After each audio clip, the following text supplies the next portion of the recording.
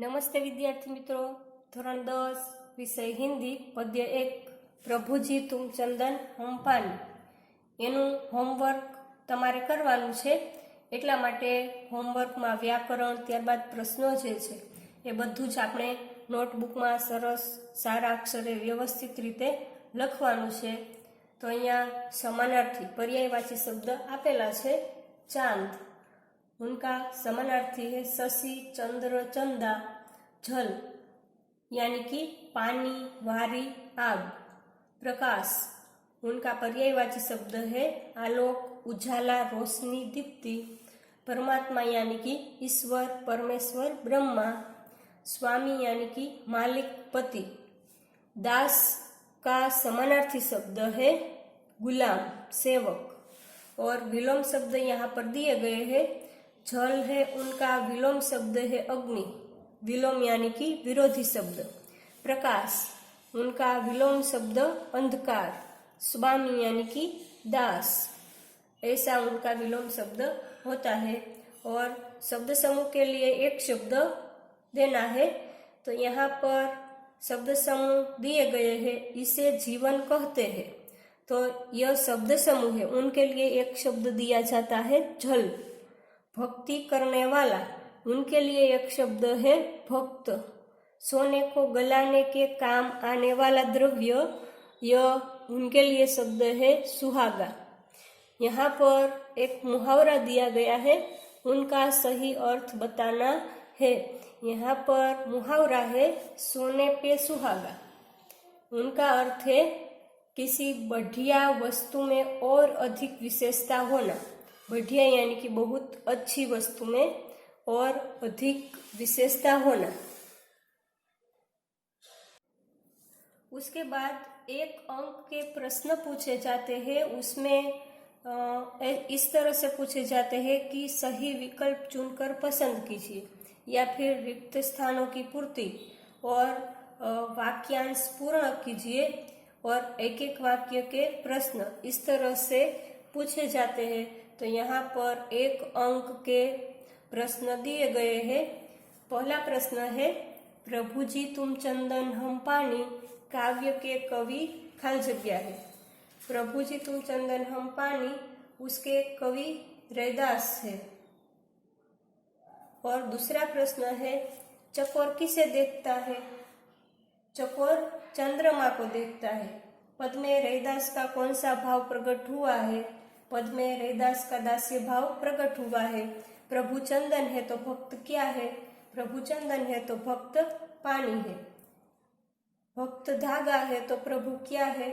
भक्त धागा है तो प्रभु मोती है। या फिर इस तरह से भी पूछ सकते हैं प्रभु मोती है तो भक्त क्या है, तो भक्त धागा है।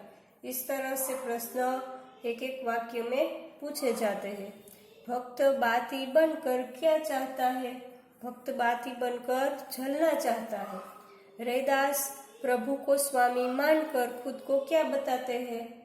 रैदास प्रभु को स्वामी मानकर खुद को दास बताते हैं। रैदास भगवान के कैसे भक्त है। रैदास भगवान के एकनिष्ठ भक्त है। सोने का महत्व कब बढ़ता है। जब सोने में सुहागा मिलाया जाता है तब सोने का महत्व बढ़ जाता है।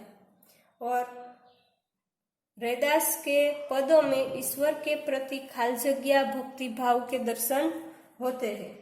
रैदास के पदों में ईश्वर के प्रति एकनिष्ठ भक्ति भाव के दर्शन होते हैं। यहाँ पर प्रश्न दिया गया था रैदास भगवान के कैसे भक्त है, एकनिष्ठ भक्त।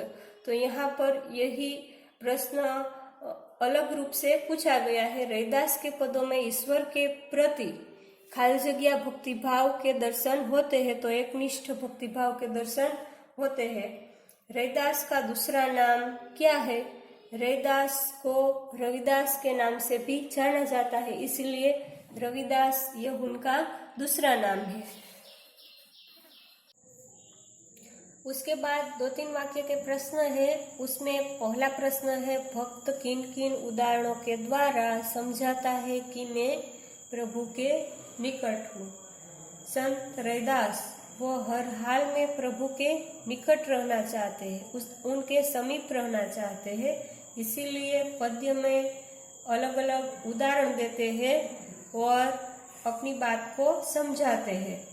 चंदन और पानी का उदाहरण देते हैं, घन मोर का उदाहरण, दिया और बाती का उदाहरण, मोती और धागा का उदाहरण, सोना और सुहागा का उदाहरण, स्वामी और दास। ऐसे ऐसे उदाहरण देकर वो प्रभु के निकट है, यह बात उन्होंने समझाई है। दूसरा प्रश्न है, चंदन और पानी के द्वारा संत रैदास क्या कहना चाहते हैं? संत रैदास वो ऐसे उदाहरण देकर भक्त और भगवान की निकटता बताते हैं। चंदन की लकड़ी को जिस तरह से पानी में घिसते हैं तो चंदन है वो पानी में मिल जाता है, उसकी सुगंध पानी में फैल जाती है और उसके बाद चंदन और पानी को अलग नहीं किया जा सकता। उसी तरह ही भक्त और भगवान की निकटता वो बताते हैं। मोती और धागे का उदाहरण देकर रैदास क्या समझाना चाहते हैं? मोती और धागे का उदाहरण देते हैं और कहते हैं कि मोती और धागा दोनों अलग अलग वस्तुएं हैं, पर जब मोती धागे में पिरोया जाता है तब उनका एकाकार हो जाता है। उसी तरह ही भक्त और भगवान, उनकी आत्मा और परमात्मा, उनके एकाकार की बात यहाँ पर समझाई है। चौथा प्रश्न है, दीपक और बाती के द्वारा कौन सी बात समझाई है? दीपक है उसमें बाती जल जाती है, वो अपना अस्तित्व खो बैठती है, फिर भी वो सुख अनुभव करती है। उसी तरह ही भक्त भी भगवान की भक्ति करते करते अपना अस्तित्व खो बैठता है, पर वो परमात्मा के निकट रहना चाहता है। यह बात दीपक और बाती के द्वारा समझाई है। उसके बाद 4-5 वाक्य के प्रश्न है। उसमें पहला प्रश्न है, संत रैदास भगवान को किन किन नामों से संबोधित करते हैं? पद्य में संत रैदास उन्होंने अपनी भक्ति भावना प्रदर्शित की है और वो भगवान से जुड़े रहना चाहते हैं, उनके निकट रहना चाहते हैं, इसीलिए कई उदाहरण दिए हैं और उन उदाहरणों में भगवान को अलग अलग नामों से संबोधित किया है। वो भगवान को चंदन के समान बताते हैं। चंदन के साथ पानी रहता है तो वो भी सुगंधित हो जाता है, और भगवान को चंद्रमा के समान बताते हैं, जिसको चातक पक्षी देखता रहता है, और भगवान को बादल के समान बताते हैं, जिसको देखकर मोर नाचने लगता है। भगवान को दीपक के समान बताते हैं, जिसमें बाती जल जाती है, और भगवान को मोती के समान बताते हैं, जो धागे में पिरोया जाता है। भगवान को सोना के समान बताते हैं और भगवान को स्वामी के समान बताते हैं। इस तरह से उन्होंने अलग अलग नामों से संबोधित किया है। दूसरा प्रश्न है, संत रैदास ने स्वयं को किन किन नामों से संबोधित किया है? यहाँ पर संत रैदास वो एकनिष्ठ भक्त कवि थे और उन्होंने अपनी भक्ति भावना इस पद्य में दिखाई है, तो इसीलिए वो अपने भगवान के साथ जुड़े रहने के लिए उन्होंने कई उदाहरण दिए हैं। उन उदाहरणों में अपने आप को वो पानी के समान बताते हैं, जो चंदन के साथ रहकर सुगंधित हो जाता है, और वो अपने आप को मोर के समान बताते हैं, जो बादल को देखकर नाचने लगता है, और अपने आप को चातक पक्षी के समान बताते हैं, जो चंद्रमा को देखता रहता है।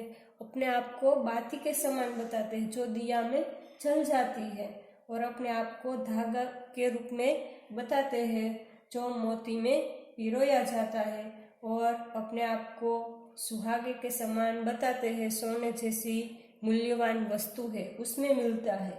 तो अपने आप को वो अंत में दास यानी कि गुलाम के समान बताते हैं, वो भगवान का दास रहना चाहते हैं। इस तरह से उन्होंने स्वयं को अलग अलग नामों से संबोधित किया है। और तीसरा प्रश्न है, संत रैदास ने भगवान के प्रति अपना भक्ति भाव किन किन रूपों में व्यक्त किया है। संत रैदास भगवान के एकनिष्ठ भक्त है और उन्होंने अपने आराध्य देव के प्रति अपनी समर्पित भावना प्रदर्शित की है वो हर हाल में उनके समीप रहना चाहते हैं, उनसे जुड़े रहना चाहते हैं।